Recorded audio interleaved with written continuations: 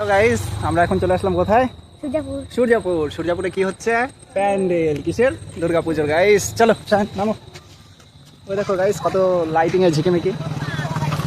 চলো গাইস ভিতরটা দেখাবো। এই যে দেখতে পাচ্ছ এর ভিতরটায় অনেক সুন্দর ডেকোরেট করা হয়েছে।